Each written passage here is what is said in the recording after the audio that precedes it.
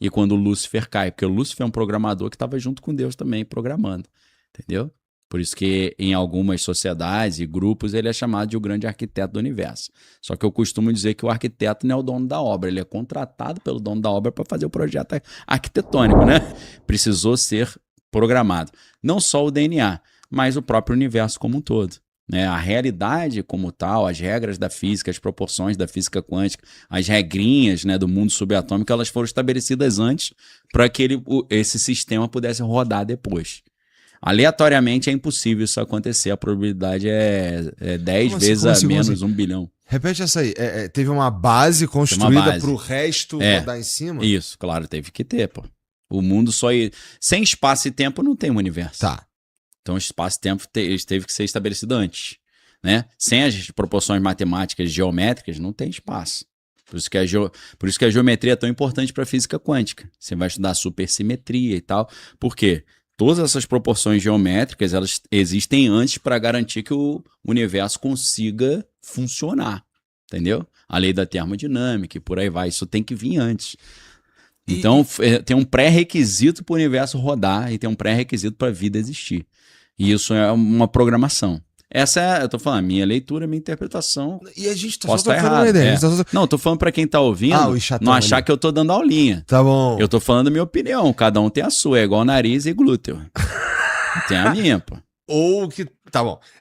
Eu sempre falo, pode ser mentira, tudo que eu tô crendo, mas é uma mentira bem fundamentada pra caraca. Quando tu olha pras coisas que...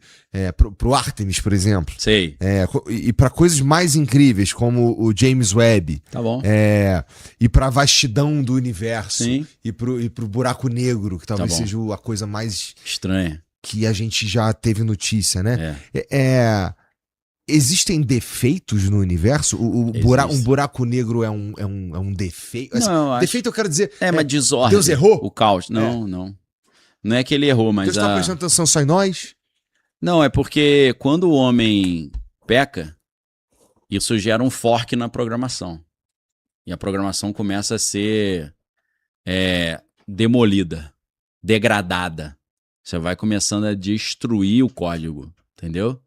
Entrou um vírus ali, ou entrou um hacker e começou a hackear tudo, meu irmão. Foi quando o homem deu essa brecha. E quando o Lúcifer cai, porque o Lúcifer é um programador que estava junto com Deus também programando, entendeu? Por isso que em algumas sociedades e grupos ele é chamado de o grande arquiteto do universo. Só que eu costumo dizer que o arquiteto não é o dono da obra, ele é contratado pelo dono da obra para fazer o projeto arquitetônico, né? Entendeu? Quem manda é quem bota a grana na parada. Você tem um engenheiro. Grande arquiteto? Mas os anjos não tiveram nenhum tipo de interferência. Segundo o que eu sei do Gênesis, os anjos não tiveram nenhum tipo de interferência. Eles até tiveram, né? Eu creio, né? Pode ser até uma heresia para alguns cristãos ou para outros, né? Mas Jó vai falar, né? Quando Deus criava o mundo, as estrelas da alva juntas alegremente cantavam e todos os filhos de Deus rejubilavam. Ou seja, o mundo foi criado através de um canto coral. Porque a gente sabe que ondas, vibrações sonoras, elas podem ser traduzidas em formas e estruturas. Então, através da música de um coral que foi feito ali em conjunto entre Deus e os anjos... Tu leu Silmarillion, né? Lógico. Eu li Silmarillion e Tolkien leu a Bíblia e entendeu o que foi isso, pô. Não é não? Antes do Tolkien veio a Bíblia, pô. Verdade. Entendeu? Então, foi criado assim e você vê várias vezes Deus... Tolkien que era cristão, inclusive, né? Claro, era católico, né? E o C.S. Lewis, que foi evangelizado por ele, acabou virando protestante, né? Então era duplinha... Eu achei que era o contrário, cara. Não. Eu achei que o C.S. Lewis que tivesse catequizado Tolkien. Não, foi ao contrário. Só que o C.S. Lewis não virou católico, virou protestante, né? Tá. Teve uma divisãozinha ali, mas os caras sempre foram chapa, né? Aham. Dois monstros também, né? Dois gênios na patente. Então em Jó há uma menção a uma criação musical, então. E uma participação, né, dos anjos. Não que os anjos ajudaram na criação, porque a criação toda é Jesus falando e as coisas sendo criadas. Mas várias vezes Deus fala, desçamos, façamos um homem. Então ele, no mínimo, é o Pai, o Filho e o Espírito Santo. Mas pode ser também com os anjos ali, tipo servente de pedreiro, né? Você não... Por exemplo, um filme. Um filme é feito pelo quem recebe o crédito pelo filme é o diretor. Mas nos créditos você vê uma multidão de pessoas que trabalhou. Quem fez todo o projeto é o diretor, mas tem uma galera que trouxe o cimento, trouxe ali entendeu? A pedra, entendeu? É um bom jeito de enxergar mesmo. É. Entendi. Mas então o Lúcifer, ele entende essa parte da estrutura do código de programação. Ele conhece o mainframe do universo. Então por isso que ele conseguiu até escapar da prisão na qual ele foi colocado. Porque ele cria um fork, ele hackeia o sistema, ele reescreve o próprio código. Ele encontrou os caminhos para você burlar as regras desse programa, né? Essa que é... Jesus, quando acontece um milagre, isso é uma vontade expressa de Deus ou é um resultado das regras? Por exemplo, É um resultado, tá dentro das regras. o cara que a gente já ouviu falar várias vezes de um câncer que foi curado milagrosamente. Eu já vi várias vezes. Várias vezes. Já orei por pessoa, tive essa experiência. E isso, na tua opinião, é um resultado de uma vontade expressa de um criador, cara? Tem muito a ver com a fé da pessoa. Várias vezes Jesus curou alguém, mas ele não falou, parabéns, você foi curado por mim. Ele fala, vai, a tua fé te salvou. Então tem a ver muito com a fé da pessoa também. Quem crê verá a glória de Deus, né? Se a pessoa exercita essa fé, ela se abre para o código ser reescrito nela. Mas, Daniel, se eu entendi alguma coisa das nossas conversas até hoje... Tá bom. Eu acho que entendi algumas coisas, mas uma delas é que vou chamar de poder, tá bom. Pode ser acessado, da fé eu tô dizendo, tá bom. Ou da mente sobre a matéria, tá. Pode ser acessado não necessariamente por meios divinos. Lógico. Né? Tem várias camadas de você hackear o código. Várias maneiras de você fazer isso. Ou seja, dá para eu transformar água em vinho usando... Uma mediunidade? Não. Sim, Dá para eu remover um câncer. Pra gente trazer mais pra contemporaneidade. Tá. Remover um câncer. Sem depender da interferência divina? Não, pela fé, usando como canal a fé no santo, em Jesus, em Deus. Mas dá pra eu manifestar algum tipo de coisa sobrenatural, mente sobre a matéria, sem necessariamente uma ligação com Deus. Sim, tá? Eu creio que sim. Porque dependendo da maneira como você pensa, do seu otimismo, né, da sua esperança, você até muda a maneira como o seu corpo está funcionando. Então você melhora o seu sistema imunológico e tal, você se abre a ser curado mais facilmente. Enquanto se o cara estiver hiper triste e pessimista, arrebenta com o sistema, vai dormir mal e a tendência de piorar é maior. E aí, nesse sentido, isso como é que pode isso funcionar? Porque se Deus não é a regra, ele é quem expressamente escolheu as regras... Isso é minha opinião, tá? Não, perfeito. Eu tô trocando só ideia contigo, porra. Tá bom. Como é que pode, então? Como é que você enxerga a possibilidade de um cara que ele não é conectado com o divino, mas ele tem acesso aos milagres do mundo espiritual apenas com a mente sobre a matéria, né? A gente já trocou ideia, inclusive, de exércitos ou líderes que estudaram isso do ponto de vista científico, né? Sim. Portanto, tem uma galera que enxerga nisso uma possibilidade desligada do Deus cristão, por exemplo. Mas tem um limite até que tipo de coisa você consegue fazer sem depender de um contato com o sobrenatural ou com o espiritual. Tem um limite. Você vai até um certo lugar, entendeu? Porra, mas esse limite, qualquer que seja, ele já é sobrenatural. Ele já é desequilibrante num jogo, não é? Ele então, assim, existem exercícios que o cara vai conseguir fazer no Oriente, né? É comum isso, que o cara vai conseguir ter um controle muito maior até sobre o batimento cardíaco. O cara reduz o batimento cardíaco, ele consegue... vamos supor que ele consegue jogar mais sangue para uma área do corpo que está precisando de mais sangue, desinflamar uma área. Então existe um limite. Agora tem coisas assim que o cara não vai conseguir fazer, né, meu irmão?